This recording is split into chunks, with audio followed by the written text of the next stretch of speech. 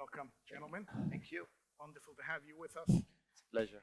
Your Excellencies, ladies and gentlemen, welcome to you as well one more time. Now, I think it's fair to say since the pandemic of COVID-19, our lives have changed, the way we work and the way we travel has changed. And I don't think I'd go too far if I say that the broader concept of mobility has also changed. So without further ado, I'm going to take my questions to my esteemed guests. And Nayef, if we can start with you, please. Sure. What are the most exciting advancements in mobility today? And while answering, if you could take into account the global sustainability drive, changing consumer needs, and how much is this affected by general economic climate?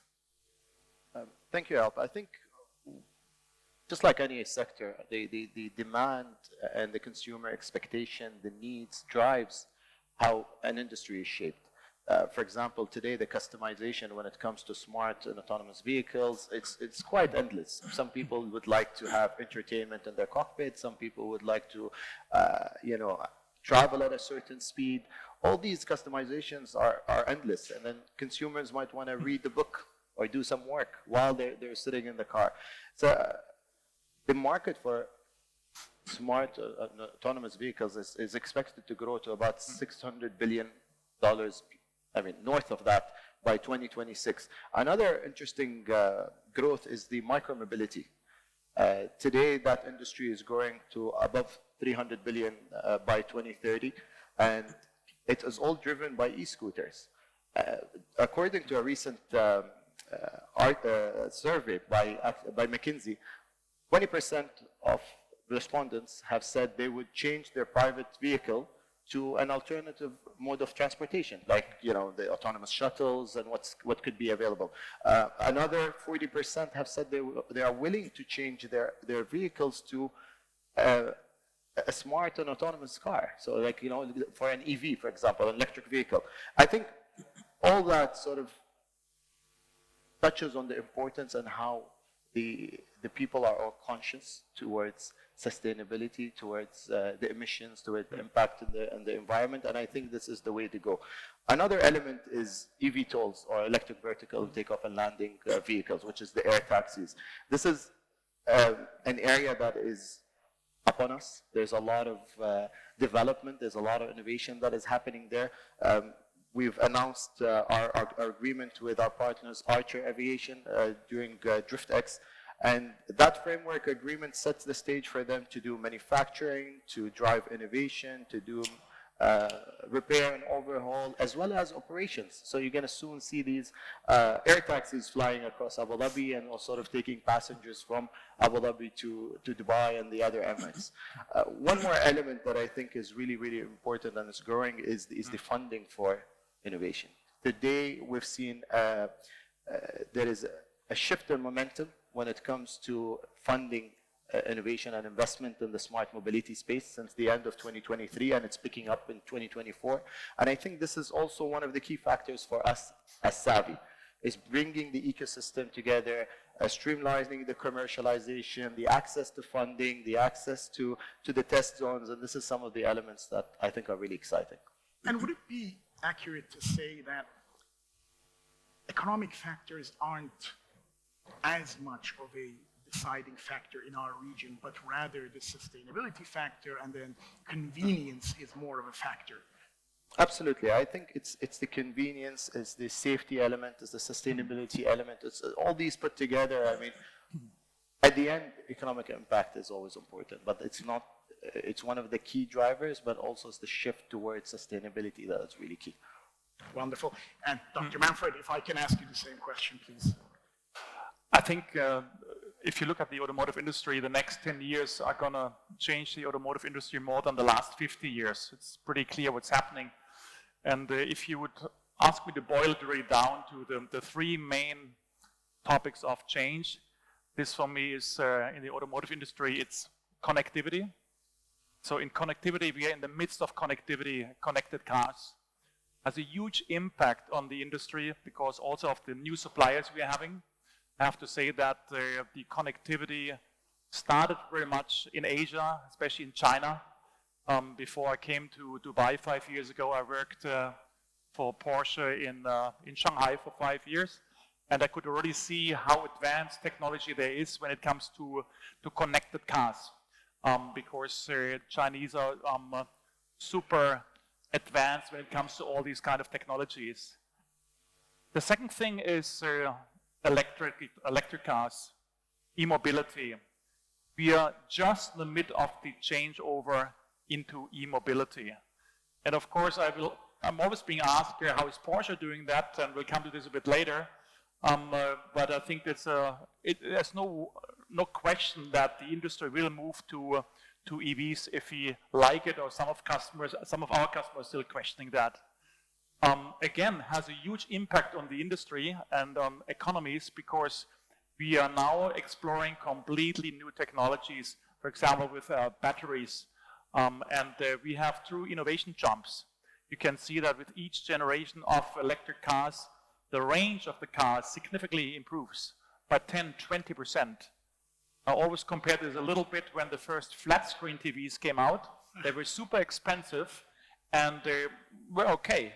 But then already a year later, you got for half the price a better quality. And this is exactly happening right now in the electric environment. And the third big change is going to be, and that's a little bit in the future, is autonomous driving cars.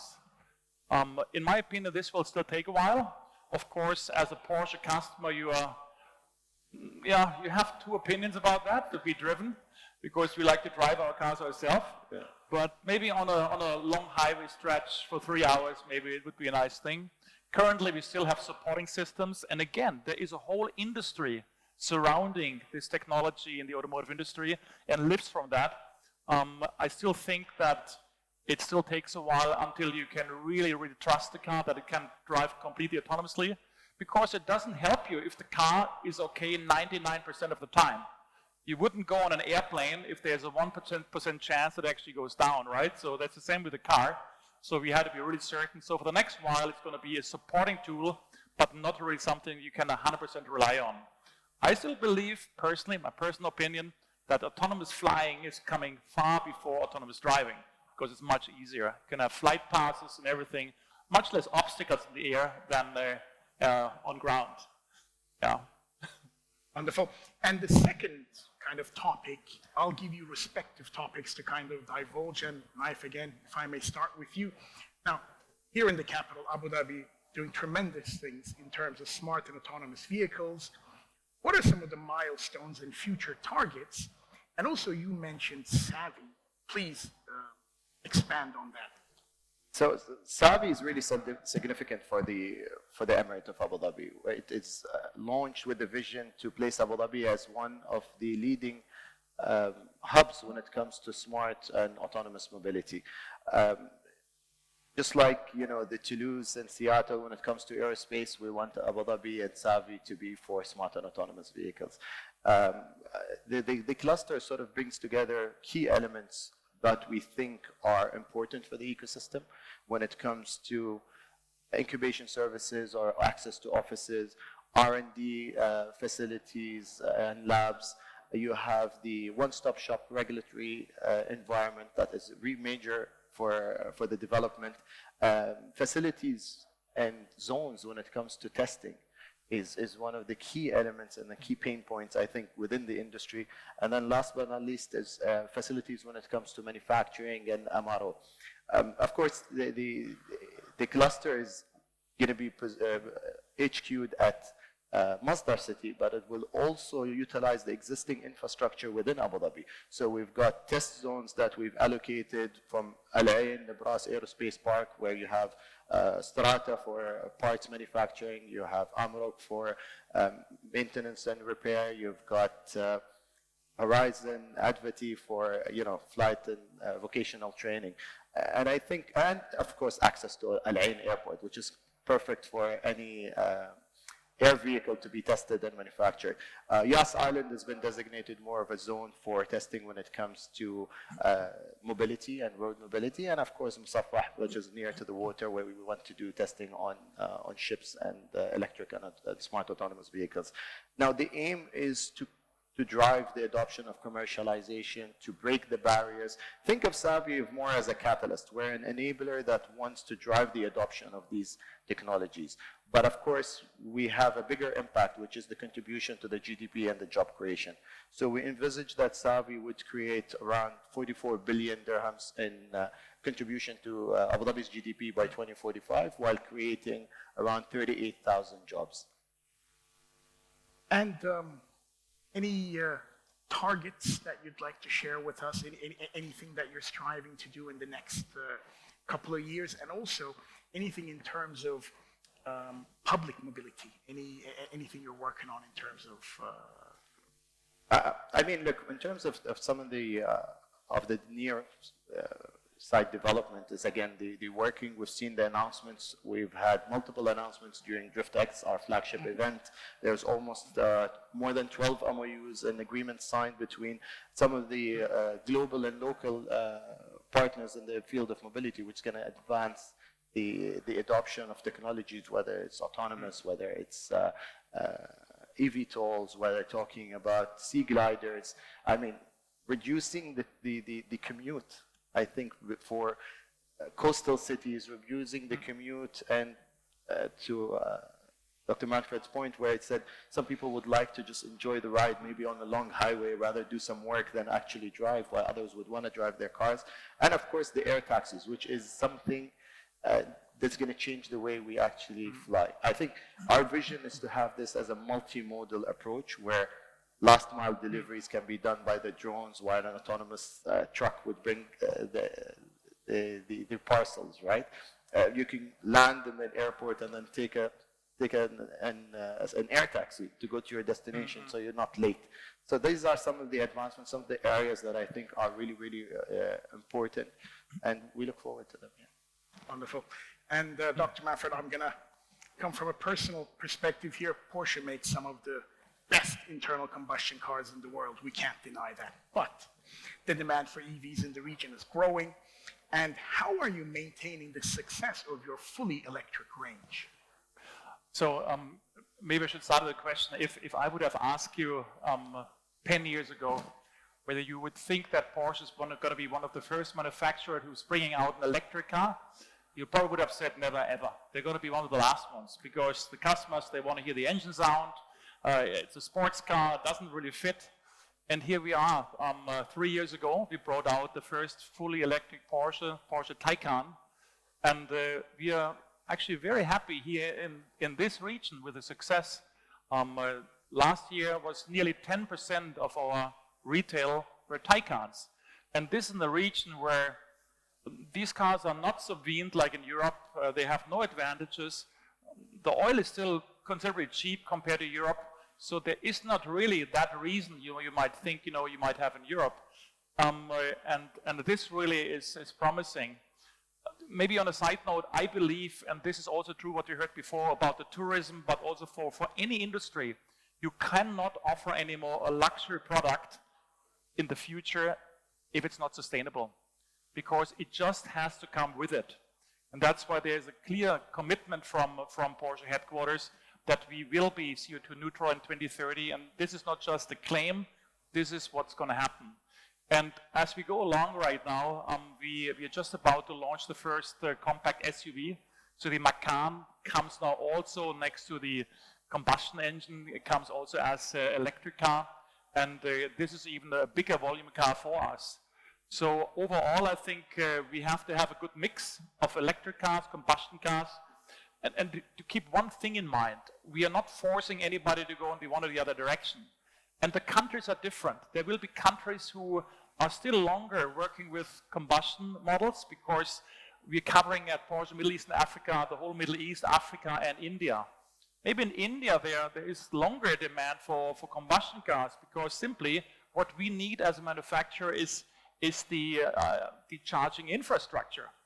Now you might say that's going to come quick. Yes, maybe, but maybe not. Personally, if you would ask me, how does it look in the UAE? We have established in the UAE more than 100 chargers, only Porsche chargers. But for convenience reasons, many of our customers are living in high-rise buildings. Personally, I could not charge my Taycan right now in my high-rise building. So that's a bottleneck for many customers. So customers are very simple. They look at a few things when it comes to electric cars. They look at the range, and they know exactly, well, there's not as many gas stations, electric gas stations as petrol, so the range is hopefully long. So I think we have taken care of that. The new Taycan and Macan, they have a range of more than 600 kilometers, because then people get already a little bit nervous after 400 kilometers, so you want to actually charge it. And the other thing is, you want to have that convenience. And the convenience is that you charge your car at home. Our customers who live in a villa, so no problem at all. But many of our customers live in high-rise buildings, and then it already starts getting more complicated. I guess what I'm trying to say is that the car industry, I'm not talking for Porsche alone right now, the car industry geared up to that. You see the tremendous competition coming also from Asia, from China. A lot of new brands are coming. And I think everybody's, of course, waiting that the infrastructure is being provided, that you can, without a problem, drive these cars at that country you are exporting your cars into. Wonderful, very I interesting. think if I may add to your point, which is, again, when it comes to the consumer behavior, this is where people have shifted from going to a petrol station to actually charging their cars wherever they are. But having the infrastructure is key. Today, people have to, at least in my opinion, if you have an electric car, an EV, it's like having an iPhone or a Samsung, where you should be able to find chargers everywhere. Just wherever you go to the mall, you charge it. You go to your house, you're able to charge it. So that is one of the focus areas also from us, from Savvy, from from an infrastructure point of view, is really important. Yeah, and if you go somewhere, if you're on a highway, what comes on top of it is the charging time. So a Porsche developed systems that the charging time really is limited. Currently, the newest model from 10% to 80%, you do this in 20 minutes. So that's pretty fast. Doesn't matter if you're at home and you have only AV charging, but if you're somewhere you don't want to wait too long, I guess. That's another very, very important sales argument. So what I'm saying is that if you see how quick this industry is moving ahead right now with all the technologies, and let's face it, the first car is not even 150 years old. It was, I think, in 1885, when a gentleman called Carl Benz actually put the first patent for a car to the officials in Mannheim, Germany. And here we are right now, and things are changing so fast in the next few years.